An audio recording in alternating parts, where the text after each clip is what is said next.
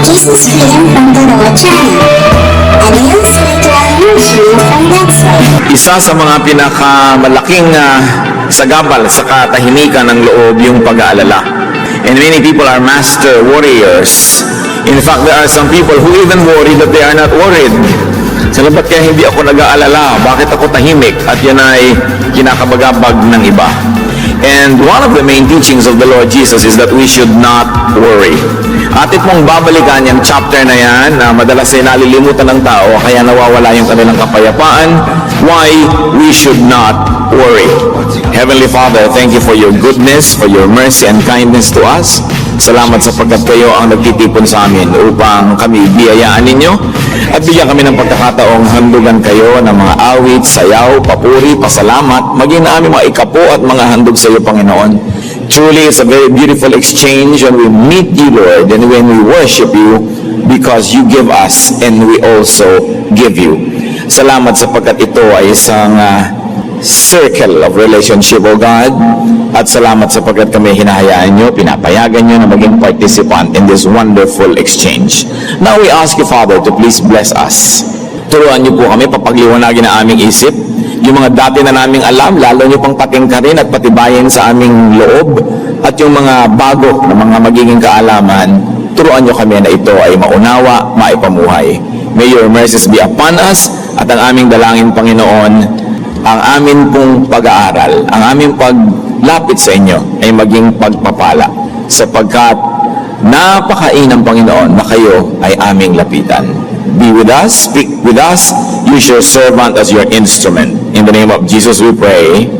Matthew 6:25 to 34 is a very, very well-read chapter which we will attempt to read and to find fresh insights and meaning from. Therefore, I tell you, sabi ng Panginoong Jesus, do not worry about your life, what you will eat or drink, or about your body, what you will wear.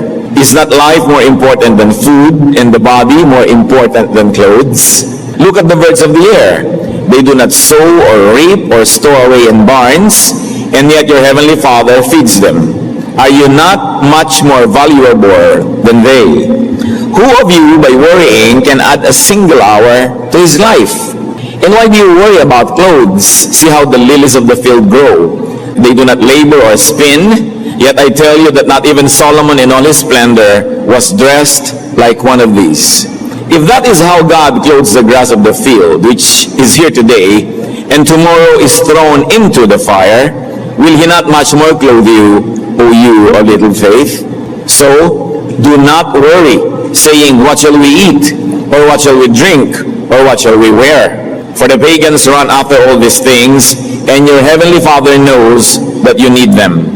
But seek first his kingdom and his righteousness, and all these things will be given to you as well. Therefore, do not worry about tomorrow, for tomorrow will worry about itself. Each day has enough trouble of its own. And may the Lord bless us through the reading of this very, very popular part of the New Testament. Ang Panginoong Jesus ay nagtuturo na hindi daw dapat mag-alala ang tao at inisa-isa niya kung bakit. We should not worry according to Jesus because, well, according to the Bible, because Jesus said so. E sabi niya, huwag daw tayo mag-alala. At siguro naman ay pwedeng pagtiwalaan ng Panginoong Jesus sa kanyang mga sinasabi at itinuturo. Kung uulitin natin, Matthew 6:25, therefore I tell you, do not worry about your life, what you will eat or drink, and about your body, what you will wear. Mapapansin nyo na ito ang pinaka-basic. Do not worry about what you will eat or drink. Kapag sinabi na hindi ka dapat mag-alala sa kakainin mo at yung iinumin, sa yung isusuot, which is very basic and fundamental to life, ano pa ang natira na pwede mong ipag-alala? Kasi ang talaga naman, when all the chips are down, what's important is to survive, to live, to eat, and drink, and be clothed, so that you might be protected against the harshness of the elements. Pero pag yun na mismo, ang sinabi ng Panginoon, huwag mong alalahanin, wala na sigurong natirang dapat pang alalahanin. Kaya't sinasabi ko sa inyo, huwag kayong mabalisa tungkol sa inyong kakainin at sa inyong iinumin upang kayo'y mabuhay o kayo tungkol sa susuotin ng inyong katawan. And why should we not worry about these things? Because life is important, very especially to God, who is the author, creator, giver, and sustainer of it. Sabi niya, hindi ba mahalaga ang buhay? At ang buhay ay mas mahalaga kaysa sa pagkain o inumin.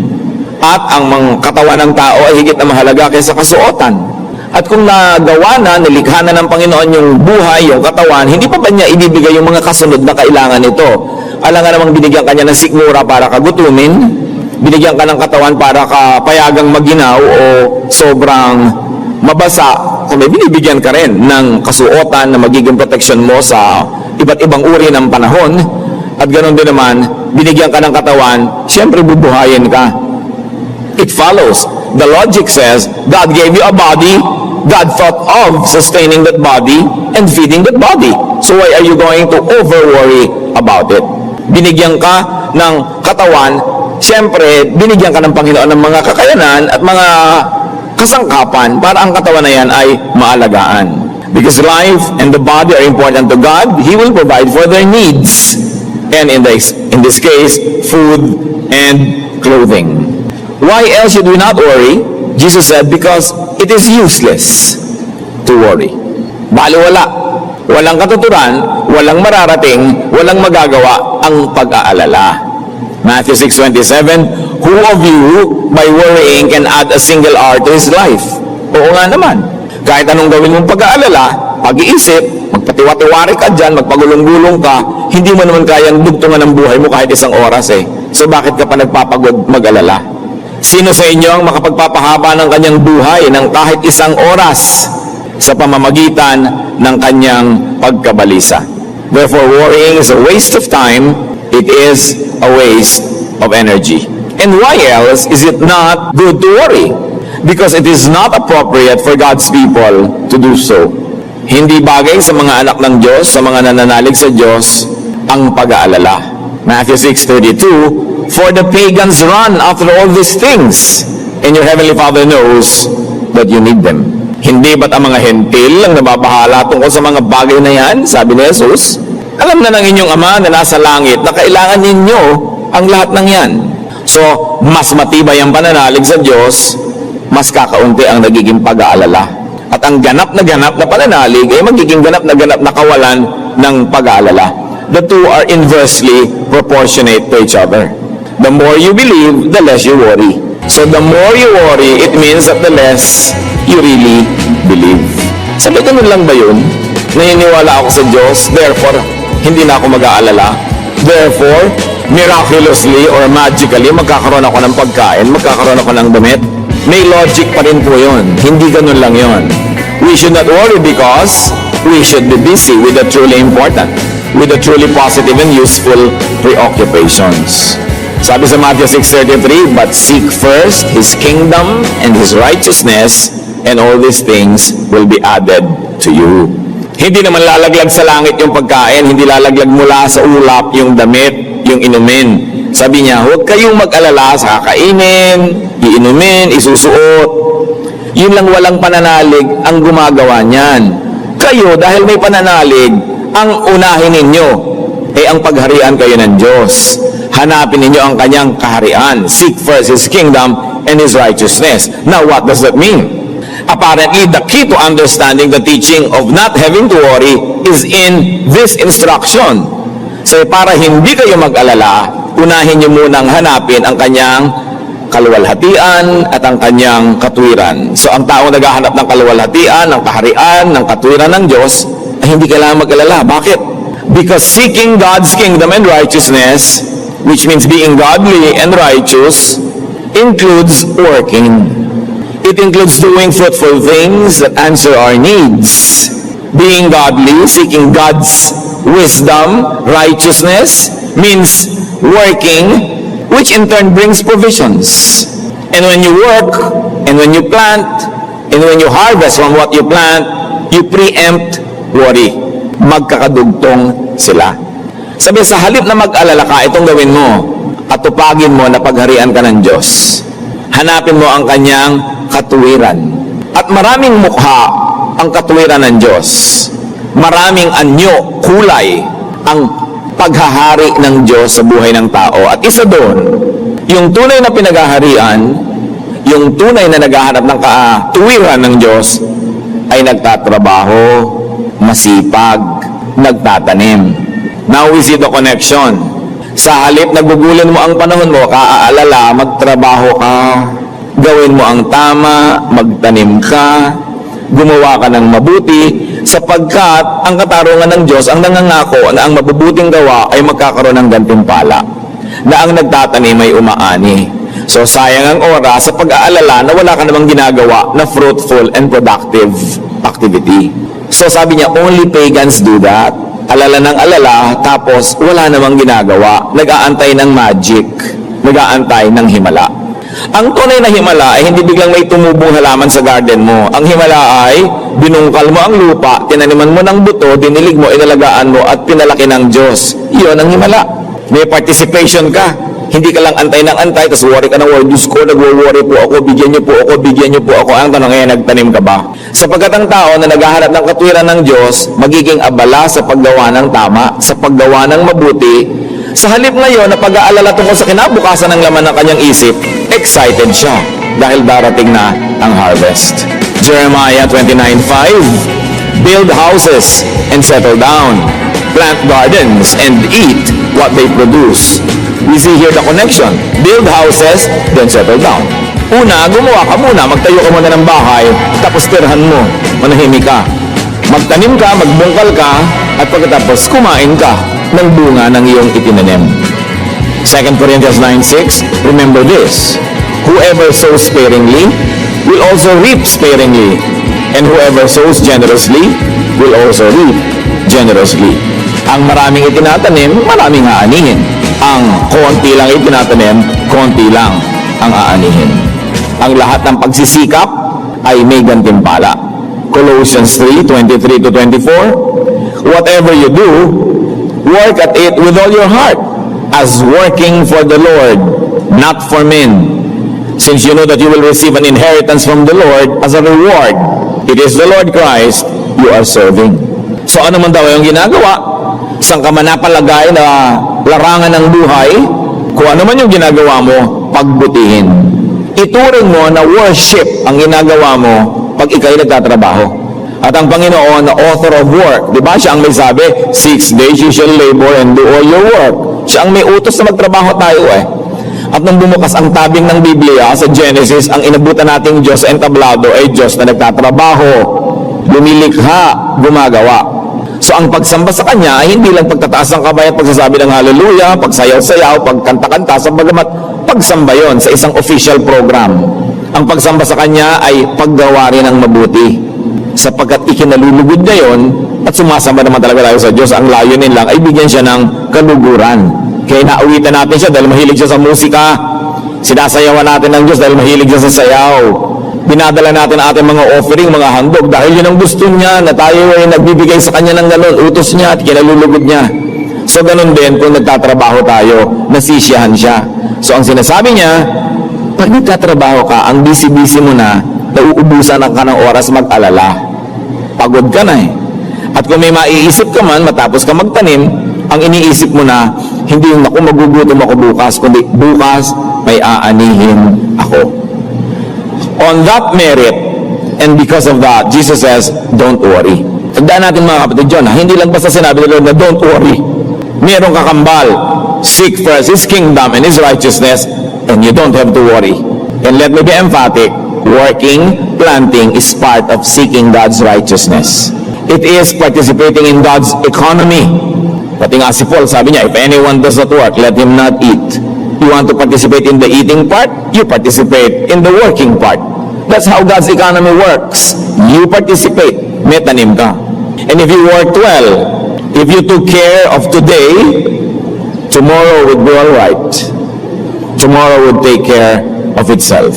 If you kept on doing your best, well, it's not always true that the best will happen to you, but one thing is sure, the worst won't happen to you if you keep doing your best. And you increase your opportunity and chances at getting what is good for you by increasing your planting. Kaya ang sabi sa Matthew 6:34, therefore, do not worry about tomorrow, for tomorrow will worry about itself. Each day has enough trouble of its own. Kaya nga huwag niyo ikabalisa ang para sa araw ng bukas. Dahil ang bukas ang bahala sa sarili nito. sapat na ang iyong mga suliranin sa bawat araw.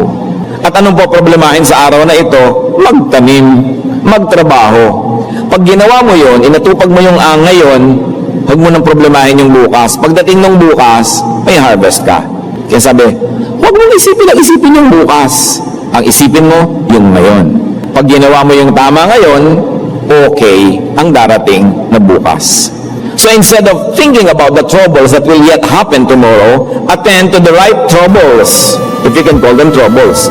In other words, attend to the right concerns, attend to the right business, to the right work of today.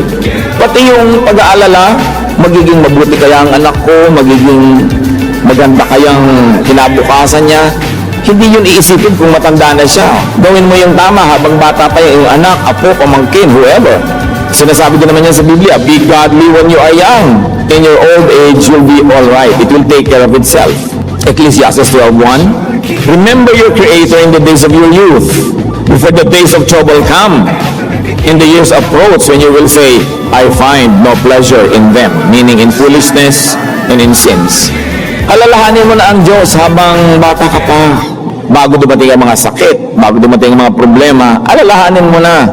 At pag inuna mo na yon, huwag mo nang alalahanin yung darating na bukas. Kasi nagtanim ka na eh. Proverbs 22 verse 6, train a child in the way he should go, and when he is old, he will not turn from it. Gusto mong mapanuto ang buhay ng isang bata, palakihin mo na may takot sa Diyos. Kung may Bible study, merong Sunday school, pa-attendin mo yan. Turuan mo agad, unahan mo na si Satanas bago siya ang makapaglagay ng tatak sa utak ng batang ito, unahan mo. At kung nakalagay na doon ang tatak ng Diyos, wala na makakabura nun. Nauna na eh. So you don't have to worry about the future when you do your work today. This is the essence when Jesus says, do not worry. Marami dyan nag-aalala, paano kaya ako magre-retire? Paano kaya ako pag nag-old age? Paano kaya ako magpapagamot ng mga sakit ko? Eh di habang malakas ka pa ngayon, gumawa ka na ng paraan, magtanim ka na ng mabuti, mag-save ka. Marami naman paraan ng savings eh. One, literally, maghulog ka sa alkansya. Mag-save ka sa bangko. Meron pang isang paraan, mag-invest ka. Magtanim ka. Mas maraming increase pagka meron kang pagtatanim kaysa deposit ka lang ng deposit sa bank. O kaya, gumawa ka ng mabuti sa tao. Kasi ang tao din naman na ginagawa mo ng mabuti, maaalala ka rin naman nun. Kung inalagaan mo siya, alagaan ka rin niya, minahal mo siya, mamahalin ka rin niya. So, parang yun ang investment that loves back. May human face. Investment pa rin yun. Pero yung para hindi ka magtanim ng ganyan, wala ka man lang savings, ubos ng ubos lahat, wala ka rin binigyan, wala ka rin ginawa ng mabuti, eh mag-alala ka talaga sa future. Mag-isip ka. When you burn your bridges behind you, eh mag-alala ka sa future. Nung mga magkakapatid pa kayo, mga binata dalaga, inaway mo na lahat yung mga kapatid mo, mag-alala ka. Pinapalaki mo yung anak mo sa kalupitan, pinalaki mo na hindi mo minahal, hindi mo malang tinaniman ng mabuti, eh mag-alala ka nga, baka mamaya manigas ka pagtanda mo, hindi ka niya damputin. Pero pag ginagawa mo ang tama, sabi ni Jesus, huwag ka nalang mag-alala. Kasi ginawa mo na yung tama. Ipasa Diyos mo ang magiging bunga nun. Kasi wala rin namang mararating ang pag-aalala. Plant now and harvest tomorrow. Parang paulit-ulit na yata ako, pero dapat yata paulit-ulitin yan. Dahil paulit-ulit na naman nag-aalala ang tao. Never burn bridges behind. Huwag kayo nakikipagkagalit kahit ganino. You will never know. Kailangan mo pala yung kidney niya. Pagdating ng panahon, yung kidney mo nag-deteriorate, ang kamatch mo lang, kagalit mo pa. Para namang hindi na yata panahon na makipagkaibigan, nagpadala ka ng leche plan o yema, tapos pagkadala mo sa mo, siya nga pala, akin na lang yung kidney mo. Dapat na ipadala mo na yung yema 10 years ago o 15 para hingin mo man yung kidney niya ngayon, willing siyang ibigay. Yun ang sinasabing magtanim ka na. Pero hindi pwede na kailangan mo ngayon ng kalamansi, ngayon mo itatanim yung buto, kailan pa yung tutubo, wala nang oras. Kaya hindi pinapalampas ang bawat pagkakataon na pwedeng magtanim ng mabuti. Meron kayong gusto kainin na masarap, may humihingi, hindi nyo naman ikamamatay, kumuha na lang kayo ng konti, natikman nyo, ibinigay nyo sa kanya, di ba maganda yon? Kesa sinolo nyo, pagkatapos pagdating na araw, pag siya yung meron, buti kung bigyan ka niyan. Yung kung kaya mo, hanggang kaya mo, sige ng sige ng sige. Sasabihin nyo, lugi yata ako dyan. Alam nyo kung ba't tayo lugi? Kasi ang Biblia ang may sabi, pag nagtanim, may ani. At kung tayo mga kapatid ay mabuting tao, Kung tayo talaga ay may bait, may sariling bait, tayo ay pinaghaharian ng Diyos. Lahat ng gumawa sa inyo ng mabuti, pag kaya nyo na magsukli, dapat tubo sila. Yung tubo talaga. Yung minsan ka lang nag-aaral, naabutan ka ng pangbayad ng isang sem lang, pero naidugtong sa pag-aaral mo. Kung habang buhay, pwede mo siyang abutan ng abutan, yun ang gawin mo. Na hindi niya ipagsisisi na gumawa siya ng mabuti sa'yo, ipapasalamat pa niya at sasabihin pa niya, sa konting-konti ko namang nagawa nung araw, hindi na matapos-tapos ang kanyang pagsusukli. Ganon ang asal ng mga makadiyos na tao. Na lahat ng taong dinapuan natin at dumapo sa buhay natin, inulan ng pagpapala. Hindi yung natapunan ng dilim at nakaladkad sa kapahamakan. Hanggang kaya natin, keep giving. Because God said, everything you plant will yield some fruitful harvest. How not to worry about future needs? Work now. And it is never too late. Kahit pa sabihin ninyo, may edad na ako, paano pa? It's still never too late. Hindi kailanman huli ang gawang mabuti. Aani at aani ka niyan. Psalm 126 verse 5, He who goes out weeping, carrying seed to sow, will return with songs of joy, carrying sheaves with him. Yung hirap na hirap ka magtanim, kukunti na lang siguro sa mga tao ritong may karanasan magtanim, lalo ng palay, pero lahat ng marunong nun, sasabihin sa'yo, ang hirap nun. Tag-ulan, ang ginaw-ginaw, magtatanim ka sa bukid, at usually yung suot mo nung umuwi ka na basa, isinampay mo lang, hindi pa tuyo, yun ulit susuot mo dahil total, mababasa ka rin lang ulit. Can you imagine yung ginaw na mararanasan ng katawan mo na galing ka sa higaan, isusuot mo basang damit? Lulusong ka sa mga malalamig na mga putik, nababasa ka, tanim ka ng tanim, halos mapaiyak ka talaga nun. Pero sabi, may ani ka naman. Yung iiyak-iyak habang nagtatanim, yun naman ang tatawa-tawa at sasayaw-sayaw habang bumaani. Yun ang paraan para maiwasan natin mag-alala, magtanim. At ang kasamaan ng tao na dapat ituwid, yung mga tanim ng tanim walang naaani. Hindi yun ang kalooban ng Diyos, ha? Ang kalooban niya, lahat na nagtatrabaho, may parte sa kita. That's why our feudal agricultural system is the root of many inequities in our society. Many inequalities and problems. Because some landlords are so greedy, sila na lamang yung nag-harvest. Samantalang hindi sila yung literally nagtatanim. Yun ang mali, ayaw ng Diyos nun. Kaya kung ang lahat ay makikinig sa utos ng Diyos, landlord and tenant, yung kapitalista at yung manggagawa, titino ang mundo. Kaya talagang yung pa rin mga katuruan ng Panginoon ang solusyon maging sa mga problema ng ating lipunan sa ngayon. Anong sinasabi tungkol sa babaeng huwaran? Trabaho siya ng trabaho. Nagtatanim siya, bumibili siya ng lupa, pinapatamnan niya, namumuhunan siya, nananahe, nagbuburda, nagde-deliver ng mga tinahe, nababayaran siya, nangangalakal, nagbibigay sa kawang gawa. Yun daw gumagawa nun. Sabi sa Proverbs 31:25, she is clothed with strength and dignity. She can laugh at the days to come. Pwede siyang tumawa-tawa at pagtawanan niya ang mga darating na mga gastusin kasi nagtrabaho na siya, nagtanim na siya, namuhunan na siya, kayang-kaya niyang magbayad. She can laugh at the days to come. So for us, we worry a lot about many things. Ang pinag-usapan pa lang natin dito, pagkain, damit, pero pwede nating extend yan sa lahat ng pangangailangan sa buhay. Don't worry, because we should work instead of worry.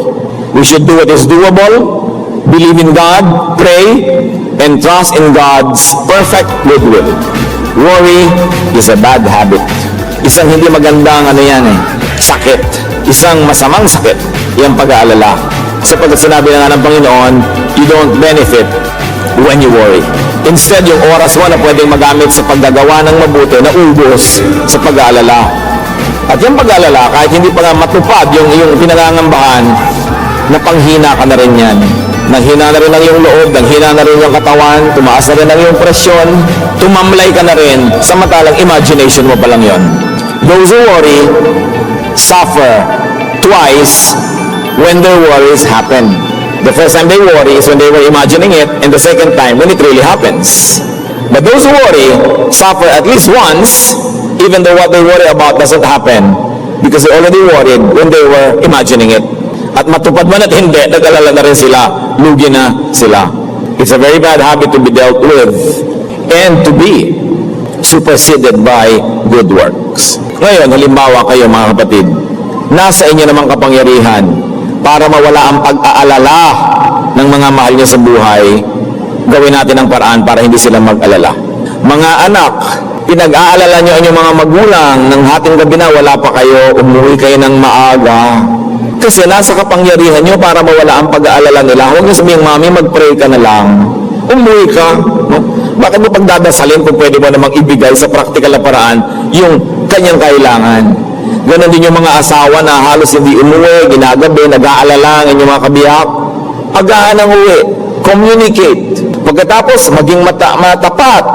Pag sinasabi nyo nasa trabaho ako, nasa fieldwork, overtime, dapat totoo.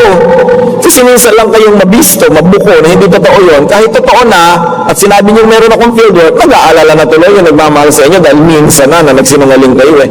Maraming pag-aalala, mga mahal natin sa buhay na tayo may kasalanan na pwede nating gawa ng paraan sa ikabubuti nila.